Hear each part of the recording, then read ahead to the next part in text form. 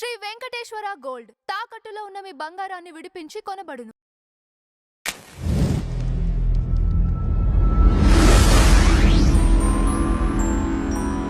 నమస్కారం జయకుమార్ గారు. నమస్తే అండి. మోహన్ బాబు గారి 50 ఇయర్స్ సెలబ్రేషన్ జరుపుకోవడం జరిగింది. అవునవునవును. గ్రాండ్ గా జరిగింది. అందరూ సెలబ్రిటీలు వచ్చారు.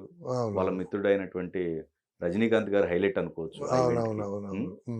కానీ ఇక్కడ ఇటు చిరంజీవి గారు కానీ, బాలకృష్ణ గారు కానీ, నాగార్జున గారు కానీ, వెంకటేష్ గారు కానీ, అంటే సమకాలికులు కదా వీళ్ళంతా. అవునవును. సో వాళ్ళు రాలేదనేది ఒక చర్చ.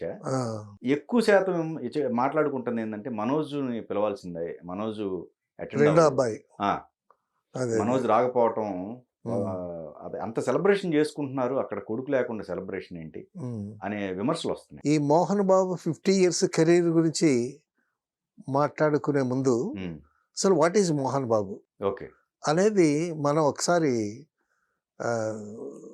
చరిత్ర చలనం అంటామే అలాగే. ఎందుకంటే మోహన్ బాబుతో నాకు బాగా పరిచయం ఉన్నది. నేను సరితబాబు రూమ్మేట్స్గా ఉండేటప్పుడు మోహన్ బాబు మా రూమ్కి వచ్చేవాడు. సో సరదాగా కలిసి కబుర్లు చెప్పుకునేటటువంటి వాళ్ళం. మోహన్ బాబు మొట్టమొదట తేనంపేటలో కేసరి హై స్కూల్, మెడ్రాస్లో కేసరి హై స్కూల్లో డ్రిల్ మాస్టర్గా పనిచేశాడు. డ్రిల్ మాస్టర్గా పనిచేసి అక్కడి నుంచి వచ్చిన తర్వాత సినిమా మీద అది ప్యాషన్ అనండి, వ్యామోహం అనండి, ఏమని అన్నానండి, సినిమాలో వేషాలు ట్రై చేస్తూ అసిస్టెంట్ డైరెక్టర్గా చేరాడు. కేఎస్ఆర్ దాస్ గారి దగ్గర అసిస్టెంట్ డైరెక్టర్గా చేరినా కూడా ఆర్టిస్ట్ అవుదాం అనేటటువంటి ఇంట్రెస్ట్ బాగా ఉండేది. మేము నేరం శిక్ష సినిమా, బాలీ గారి సినిమా విశ్వనాథ్ గారి డైరెక్షన్లో చేసేటప్పుడు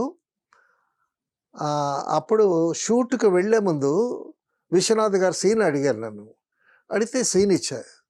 ఆయనేమో ఇక్కడ హీరోయిన్ ఫాదర్ని ఒక పెద్ద ల్యాండ్ లార్డ్ లాగా చూపిస్తున్నాము, అతనికి ఒక మేనేజర్ ఎవరన్నా ఉంటే ఆ సీన్ బిగినింగ్లో మేనేజర్తో కాన్వర్సేషన్ పెట్టి హీఈస్ ఎ బిగ్ షాట్, ఒక మేనేజర్ కూడా ఉన్నాడు అనేటటువంటి ఒక సిగ్నిఫికెన్స్ ఇస్తే బాగుంటుంది, ఎవరినైనా మేనేజర్ని పెట్టు అని అన్నాడు ఆయన. అనేసరికి కట్ చేస్తే మా రూమ్లో మోహన్ బాబు వచ్చి నిద్రపోతున్నాడు. ఓకే, గబుక్కుని కారేసుకొని వెళ్ళి మోహన్ బాబుని తీసుకొచ్చి ఆ మేనేజర్ వేషం వేయించారు నేరం శిక్షలో.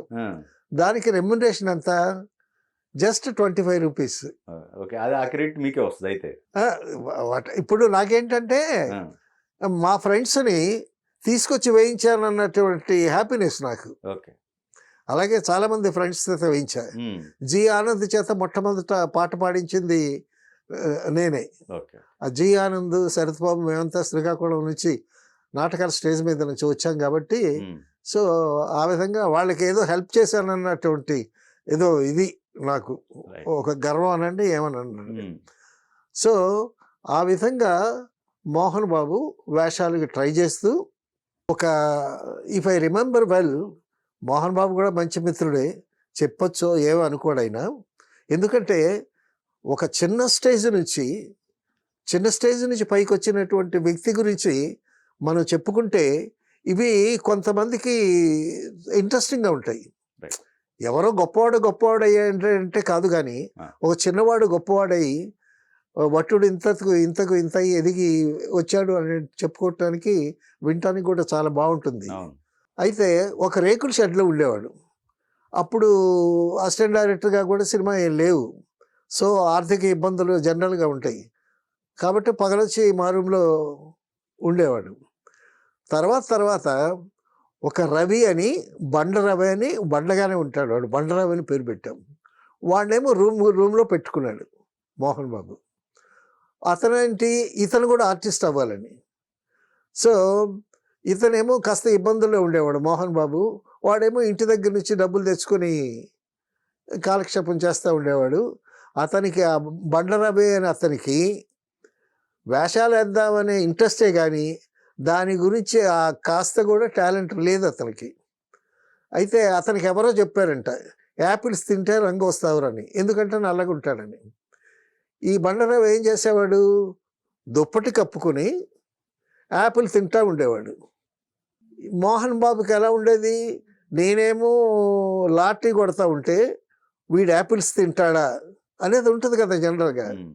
అయితే వీడు దుప్పటి కప్పుకొని యాపిల్ తింటా ఉంటే కళ్ళైతే మూసాం కానీ సౌండ్ ముయ్యలే కదా, కర్ర కర్ర కర్ర కర్రమని సౌండ్ వస్తుంది.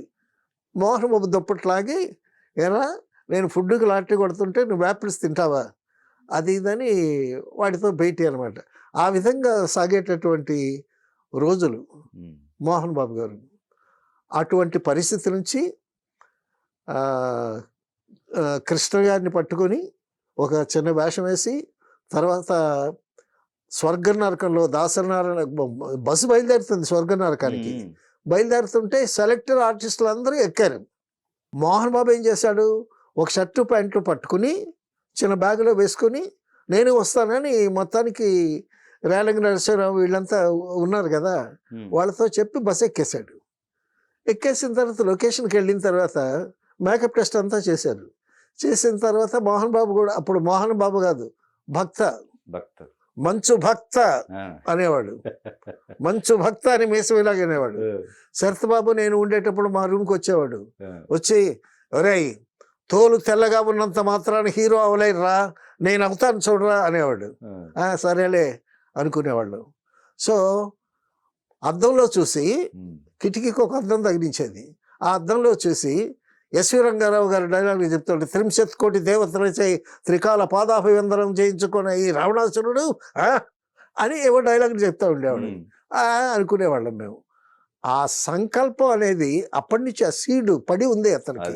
సో బస్సు ఎక్కుతూ ఉంటే ఒక జత బట్టలు పట్టుకొని ఆ బస్సు ఎక్కి వాళ్ళతో వెళ్ళాడు కదా, అక్కడికి వెళ్ళిన తర్వాత ఎట్టాగూ వచ్చాడు కదా అని దాసనారాయణ గారు మహాత్ముడు మేకప్ టెస్ట్ చేయించారు ఇతనికి. చేసి ఫోటోలు స్టిల్స్ తీశారు. స్టిల్స్ చూస్తే అందరూ మోహన్ బాబు ఫోటోలు బాగున్నాయి అన్నారు. అప్పుడు బోసుబాబు అనేటటువంటి ఒక ఆర్టిస్ట్ని తప్పించి ఆ ప్లేస్లో ఇతను పెట్టి, ఈశ్వరరావుకి హీరో, ఈయన ఒక మంచి క్యారెక్టర్ మీద స్వర్గ నరకం తీశారు. అది సూపర్ హిట్ అయింది. అక్కడి నుంచి ఆర్టిస్ట్గా పెరిగాడు ఆయన. సో ఆర్టిస్ట్గా పెరిగి తర్వాత ఆయన గురువు గారు అంతకుముందు ఏ డైరెక్టర్ దగ్గర అయితే పనిచేశాడో కేఎస్ఆర్ దాస్ గారి దగ్గర, ఆయన ఒక మంచి లిఫ్ట్ ఇచ్చాడు, విలన్ వేషం వేశాడు. అలాగా ఎదిగేది ఒక్కొక్క క్యారెక్టర్ వేసి దాసనారాయణకి అండ తీసుకుని, అలాగే రాఘవేంద్రరావు గారి దగ్గర మంచి మంచి క్యారెక్టర్ సంపాదించి, సో ఒక మంచి నటుడయ్యాడు. మేము మా కెరీర్ అతనికన్నా ముందు స్టార్ట్ అయింది, అతని కెరీర్ వెనక స్టార్ట్ అయినా మమ్మల్ని దాటుకొని మమ్మల్ని దూసుకుని వెళ్ళినటువంటి వ్యక్తి. తర్వాత అండి మోహన్ బాబులో చెప్పుకోవాల్సినటువంటి గుణం, ప్రతి మనిషిలో ఒక గుణం ఉంటుంది, ఒక దుర్గుణం కూడా ఉంటుంది. భయం అనేది లేదండి. స్వామి వివేకానందుడు భయమైనది నీ మరణం, ధైర్యం అనేది నీ జీవితం అని అన్నాడు. భయం లేదు, ఎంత వాళ్ళైనా భయం లేదు. ఒకసారి నాగేశ్వరరావు గారితో మేము షూటింగ్ చేస్తున్నాం.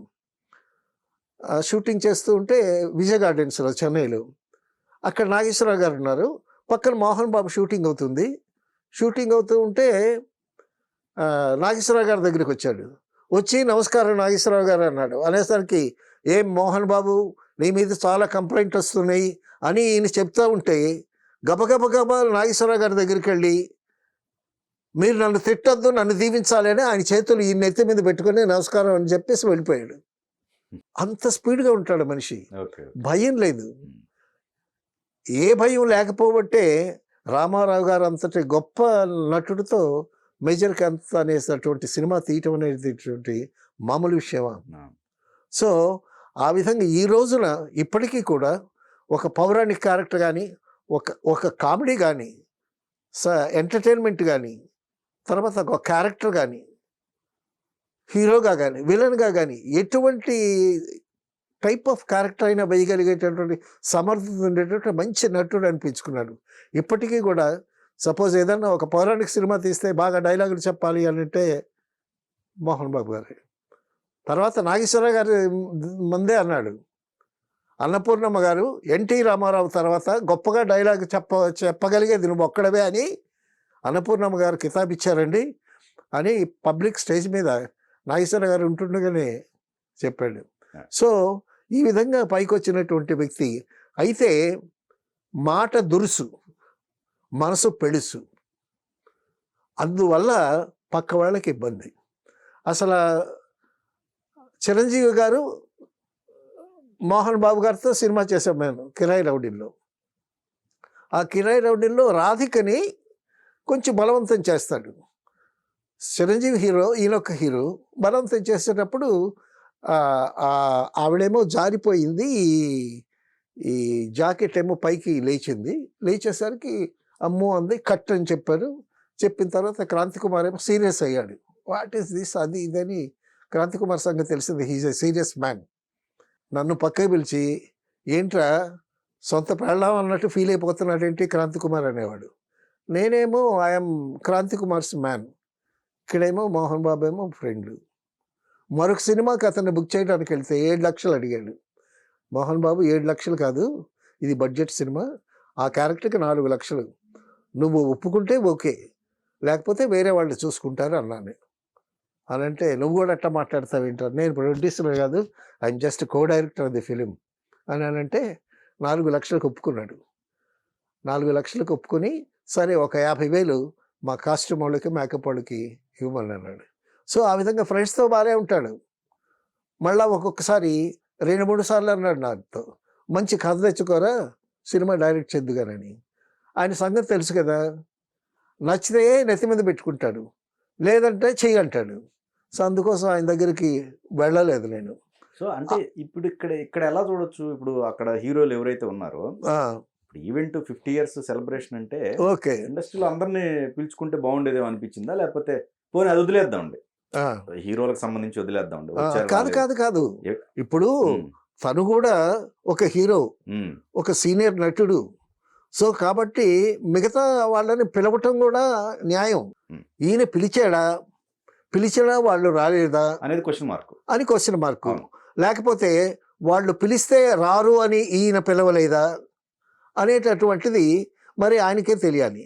ఏదైనా తర్వాత ఇందాక మనం అనుకున్న అపశృతి ఏంటంటే సొంత కొడుకు లేకపోవటం అనేది చాలా విడ్డూరం. అది ఇది ఇంపార్టెంట్ కదా, చాలా ఇంపార్టెంట్.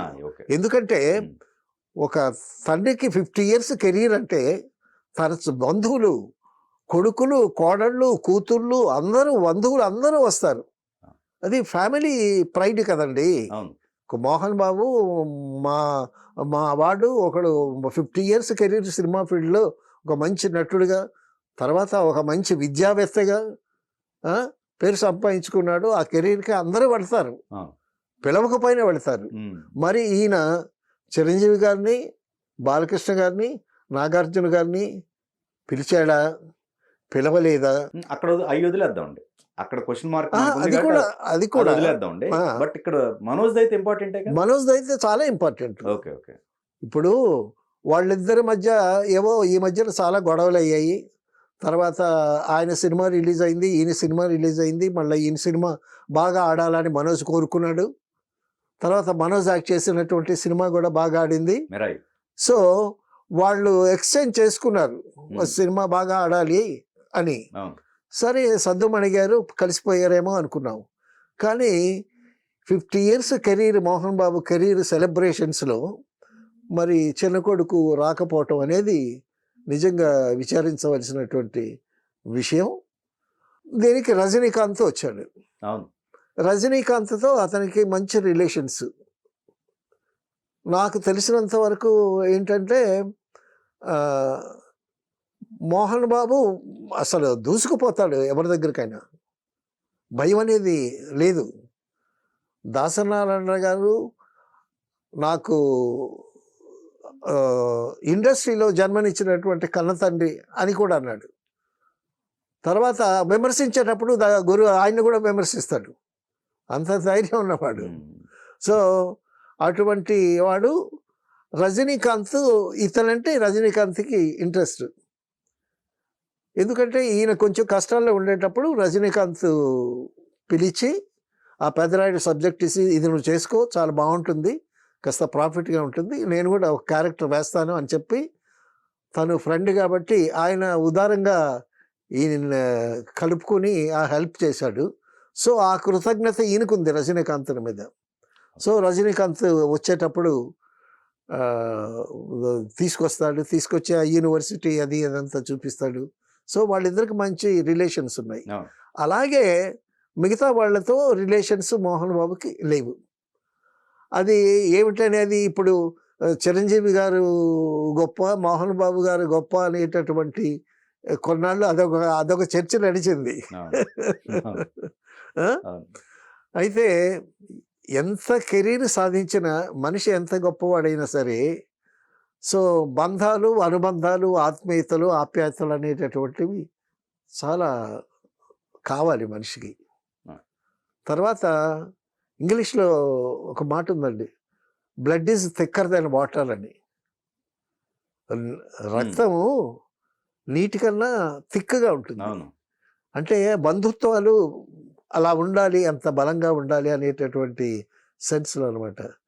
సొంత కొడుకు, కన్నబిడ్డ, మరి అతన్ని పిలవలేదా? ఇప్పుడు ప్రతి వాళ్ళకి ఈయనే ఫోన్ చేసి పిలిచే అవకాశం ఉండదు. అయితే ప్రతివాడు అని అంటే ఈయన పైవాడు కదా, సొంత కొడుకే కదా, రే రారా అని పిలవచ్చు. మరి అన్నయ్య ఫోన్ చేయలేదా? మోహన్ బాబు ఫోన్ చేయలేదా? మరి కన్న తల్లి ఉంది, మరి ఆవిడ ఫోన్ చేయలేదా? ఒకవేళ ఫోన్ చేసినా ఇతను రాలేదా? ఇతను ఫోన్ చేస్తే రాకపోవటం అంటూ ఉండదు. వస్తాడు. ఎందుకంటే కన్న తండ్రి 50 years సెలబ్రేషన్స్ అంటే తనకే ఆనందమే కదా, డెఫినెట్గా వస్తాడు. సో ఈ విధంగా అతను ఎందుకు అవాయిడ్ అయ్యాడు? ఈ 50 years కెరీర్లో ఈ చక్కని ఒక మంచి సెలబ్రేషన్లో చిన్న కొడుకు మంచు మనోజ్ రాకపోవటానికి కారణం ఏంటి అనేది, అది అందరి దృష్టిలో ఉండేటటువంటి, అందరి నోళ్లలో నానుతున్నటువంటి చర్చ కూడా అది. ఆ విధంగా అదే మోహన్ బాబు సంగతి అందరికీ తెలిసిందే. కొంచెం మాట దురుసుగా ఉంటుంది, కొంచెం స్పీడ్గా ఉంటుంది. దానితో ఆయనకి ఒక ఒక ఒక మైనస్, క్యారెక్టర్లో ఒక మైనస్ అని చెప్పుకోవాలి సహజంగా. సో అప్పుడేంటంటే ఇటువంటి అకేషన్స్ వచ్చేటప్పుడు తోటివాడి సహకారం లోపిస్తుంది. ఇప్పుడు ఈ ఫంక్షన్కి చిరంజీవి గారు ఫోన్ చేస్తే చిరంజీవి గారు వస్తాడు, బాలకృష్ణ గారు వస్తాడు.